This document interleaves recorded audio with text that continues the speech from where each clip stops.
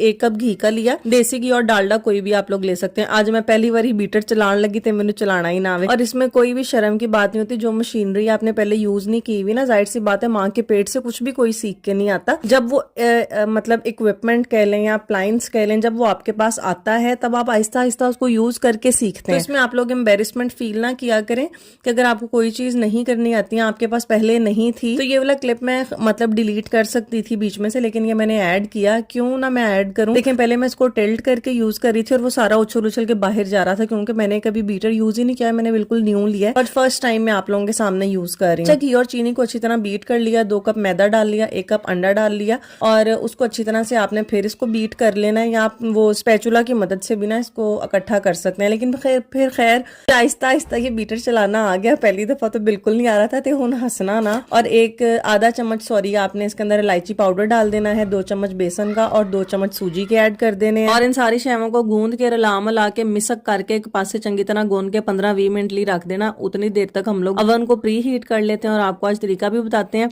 देखिए अवन जब तक नया आया था ना, मैंने आपको तरीका नहीं बताया था, क्योंकि मुझे खुद भी नहीं आता था, लेकिन मैंने अब सीखा है, उसको ऑपरेट कर करके मुझे चलाना आ गया है। तो अब मैं आप लोगों को उसका तरीका बता सकती हूँ कि ये कैसे मैं ऑपरेट करती हूँ और कैसे आप कर सकते हैं। अच्छा, अब अवन को ऑपरेट करने का तरीका समझ लें और लॉजिकली समझिएगा, क्योंकि सबके अवन में यही 4 ऑप्शन होते हैं। इनको जब आप समझ जाएंगे तो अच्छी तरह से ऑपरेट कर लेंगे। जो सबसे पहला बटन है ना मेरा, ये है पंखे का, और इसके अंदर जो वो ग्रिल लगती है चरगे वगैरह के लिए, इसको आपने कहाँ पे करना है, जहाँ पे पंखा बना हुआ है ना बेकिंग के लिए, आपने इसको वहां पे सेट करना है। दूसरा है मेरा बटन है दूसरा टेम्परेचर का, आपका चेंज भी हो सकता है कि अक्सर हम कहते हैं ना कि 180 पे हमने इसको बेक किया या 200 पे बेक किया, तो ये वाला सिस्टम होता है। जितने पे हमने इसको बेक करना होता है वहां पे हम इसको सेट कर लेते हैं। अगर प्री हीट अक्सर 150 पे ही हम लोग करते हैं, तो प्री हीट अभी हम कर रहे हैं तो 150 टू 200 के दरमियान 180 पे मैं इसको प्री हीट करूंगी। और जो हमारा थर्ड ऑप्शन है वो है राड्स का।